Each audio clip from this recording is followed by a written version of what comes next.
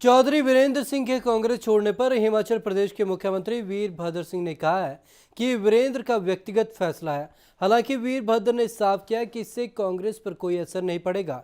उन्होंने लोकसभा चुनावों में कांग्रेस की शिकस्त पर सोनिया और राहुल गांधी पर कांग्रेस के कई नेताओं द्वारा किए जा रहे हमलों को भी गलत ठहराया। एक तो चौधरी वीरेंद्र के वो कांग्रेस में से पार गए हैं, ये उनका अपना फैसला है और उसका पार्टी के ऊपर कोई असर होने वाला नहीं है और ये उनका अपना फैसला है और जो जाना चाहे हम उनको रोक नहीं सकते। जब जीत होती है तो सबसे आगे नारे लगाने वाले वही होते हैं जो आज कुछ लोग क्रिटिसाइज करते हैं, और जो हार होती है तो वो अपनी जिम्मेदारी नहीं समझते, वो दूसरों पर दोषारोपण करते हैं। समय बीतने के साथ साथ प्रदेश के दो प्रमुख दलों भाजपा और हजका के बीच दरार कम होने के बजाय बढ़ती जा रही है। हजका जहां गठबंधन धर्म को दरकिनार कर विभिन्न स्थानों पर अपने उम्मीदवारों का ऐलान कर रही है, तो वहीं भाजपा ने भी खुद के दम पर चुनाव मैदान में उतरने का साफ इशारा करते हुए अब की बार भाजपा सरकार का नारा दे दिया है। करनाल में भाजपा के राष्ट्रीय प्रवक्ता कैप्टन अभिमन्यु ने पत्रकारों से बातचीत में ये साफ कर दिया कि गठबंधन की पुरानी शर्तों का अब कोई औचित्य नहीं है। कुलदीप बिश्नोई को जमीनी हकीकत समझते हुए जिद और उनको राजनीति छोड़कर प्रदेश में 2.5 करोड़ जनता के हित में बात सोचनी चाहिए। उन्होंने कहा कि हम गठबंधन बनाए रखना चाहते हैं और इसके लिए वरिष्ठ नेताओं से बात हो रही है, लेकिन गठबंधन की शर्त और सूरत पर हमारा स्टैंड साफ है। वहीं कैप्टन अभिमन्यु ने भाजपा सरकार बनने पर हुड्डा सरकार के कार्यकाल में विश्वविद्यालय और अन्य विभागों में हुई नियुक्तियों की समीक्षा करने और आवश्यक होने पर उन्हें बदलने की बात कही है।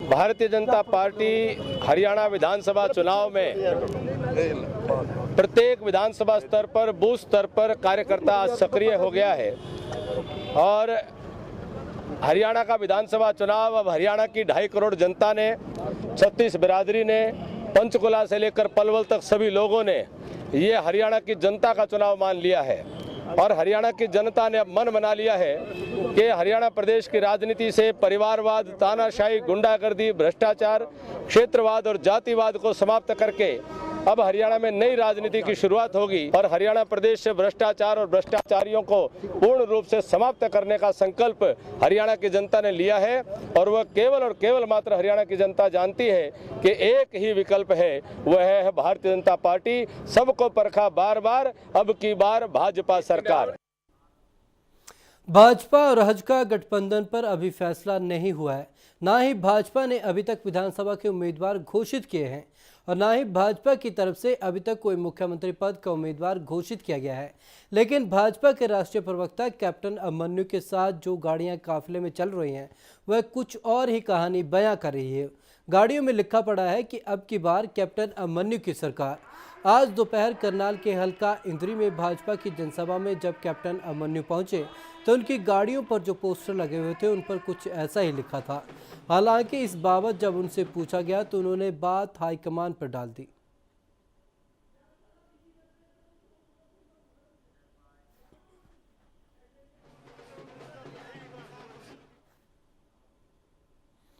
हरियाणा सिख गुरुद्वारा प्रबंधन कमेटी ने हरियाणा के गुरुद्वारों का प्रबंधन अपने हाथ में लेने की कवायद भले ही शुरू कर दी हो, लेकिन अभी तक उन्हें कोई कामयाबी नहीं मिली है।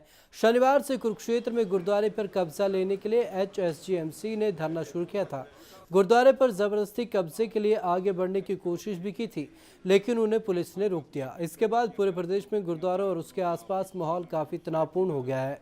इसी पूरी स्थिति से मुख्यमंत्री को अवगत कराने के लिए सोमवार को HSGMC के एक प्रतिनिधिमंडल ने भूपेंद्र सिंह हुड्डा से मुलाकात की।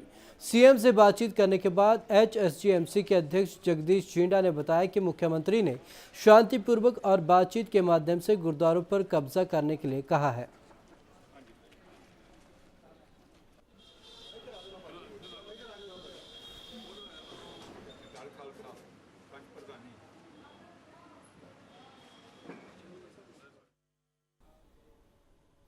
मुख्यमंत्री हुड्डा से मिलने के बाद बाहर निकलते झिंडा ने हमारे संवाददाता मनोज राठी से खास बातचीत की। हमारे साथ हरियाणा अलग से हरियाणा प्रबंधक कमेटी गुरुद्वारे के अध्यक्ष जगदीश जी जिंदा जी हैं। जिंदा जी, जिस तरह से हालात जो हैं इस तरह, अब किस तरह के हालात हैं? आज सीएम से मिले हैं आप, तो क्या आश्वासन दिया है सीएम साहब ने? मैं समझता हूँ कि सीएम साहब इस मसले पर पूरे सीरियस हैं और बड़े अच्छे माहौल में बात हुई है और वो हरियाणा के सिखों के साथ खड़े हैं और जो भी होगा वो कानून के अंदर रहकर शांतिपूर्वक इसका मसले का हल निकाल लिया जाए। जिस तरह से पंजाब सरकार ने आरोप लगाया है कि फिर से धार्मिक जो है दंगे भड़काए जाने की कोशिश करी जा रही है अलग से हरियाणा सिख गुरुद्वारा पर, उसमें क्या कहते हैं आप कि किस तरह के पंजाब सरकार जो आरोप लगा रही है वो किस तरह से देखते हैं आप? मैं समझता हूँ कि पंजाब सरकार उल्टा चोर कोतवाल को डांटे। ये दोषी वो हैं, गैर कानूनी ढंग से उन्होंने कब्जे किए हुए हैं और दोष हमारे पर लगा रहे हैं। ये दुनिया जानती है कि हरियाणा गुरुद्वारा प्रबंधक कमेटी अब कानूनी तौर पर बन चुकी है और वो जो लोग बैठे हुए हैं वो बिल्कुल गैर कानूनी ढंग से बैठे। जिस तरह से छठी पातशाही गुरुद्वारे में जिस तरह दंगे से हुए हैं, लोगों के बीच में आपस में जो है दोनों पार्टियों में जो है, उसको कैसे देखते हैं आप? नहीं, मैं समझता हूँ कि अभी ना कुछ दंगा हुआ है ना कुछ हुआ है। केवल संगत अपना गुरु की संगत में शांतिपूर्वक बैठे हुए हैं और संगत की तरफ से ये प्रोटेस्ट किया जा रहा है कि हमारे गुरुद्वारा साहब खाली किए। जिस तरह से कल एक अल्टीमेटम भी दिया गया था 1 घंटे का, तो उसमें क्या रणनीति बनी? वो अल्टीमेटम समझने में गलती लगी। हमने यही कहा था कि ये संगत 1 घंटे तक अंदर रहे। जो संगत है 1 घंटे से ज़्यादा रहेगी तो यहाँ क्लैश बढ़ेगा, इसलिए ना संगत हथियारों से लैस होकर जाए और ना ज़्यादा टाइम तक रहे जिससे टकराव की स्थिति ना। साहब, अब आगे की रणनीति क्या है?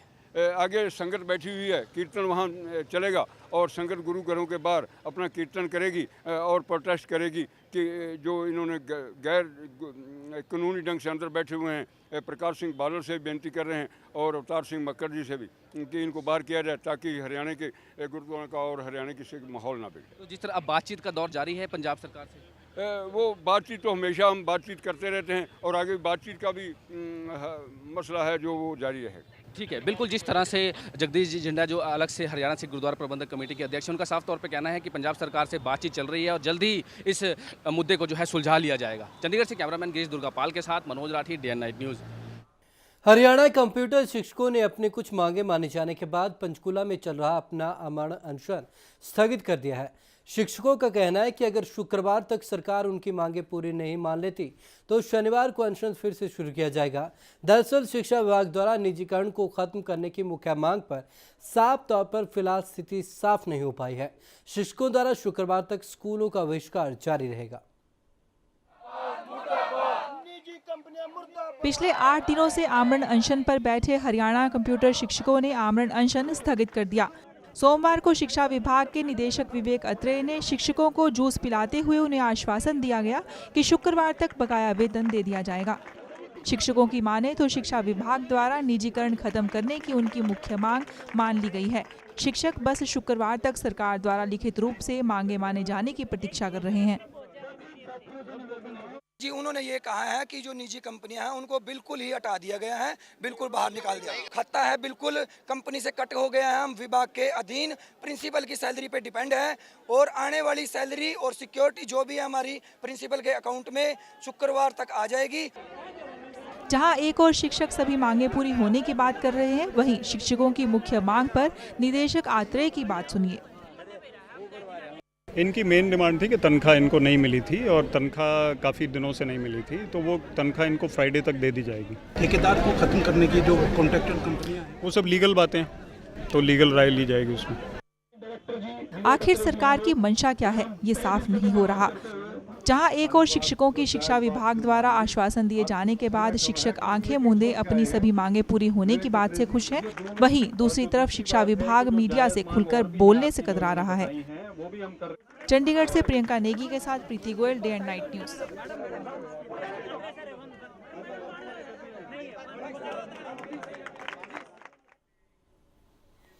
पानीपत के गोहाना रोड पर बिजली विभाग के कर्मचारियों ने कच्चे कर्मचारियों के साथ मिलकर उन्हें वेतन समय पर दिलवाने, ईपीएफ ईएसआई कार्ड बनवाने और बकाया तनख्वाह जल्द दिलवाने की मांग को लेकर जोरदार प्रदर्शन किया। कर्मचारियों ने ईपीएफ घोटाले के आरोपी ठेकेदार और अधिकारियों के खिलाफ मुकदमा दर्ज कर विभागीय जांच की मांग की है। कर्मचारियों का कहना है कि 1 अगस्त 2012 से 3 सितंबर 2013 तक विभाग ने ठेका डेल्टा सिक्योरिटी को दे रखा था।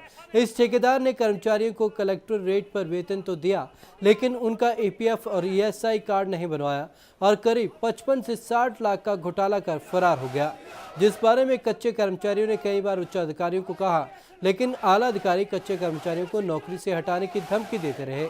अब कर्मचारी अधिकारियों के खिलाफ विभागीय कार्रवाई करने के साथ बकाया वेतन दिलाने की मांग कर रहे हैं।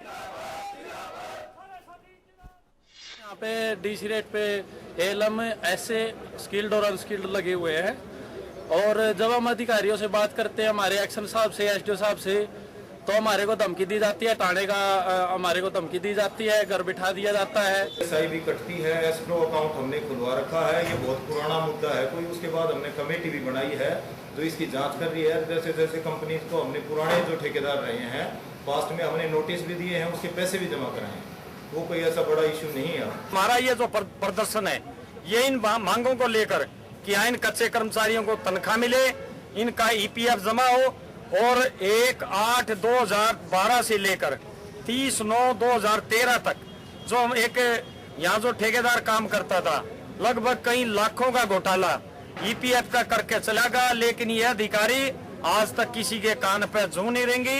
हम यहाँ से उच्च अधिकारियों को बताएंगे और हम मांग करते हैं कि इस एक्शन के खिलाफ FIR हो। हरियाणा समाचार में अब तक के लिए बस इतना ही। मुझे दीजिए इजाजत। नमस्कार। खबरों की दुनिया में आइए, हमारे साथ कहीं भी और कभी भी जुड़िए। हम मिलेंगे Facebook पर, हम दिखेंगे YouTube पर, हमें फॉलो कीजिए Twitter पर। खबरों के साथ बने रहिए रात दिन।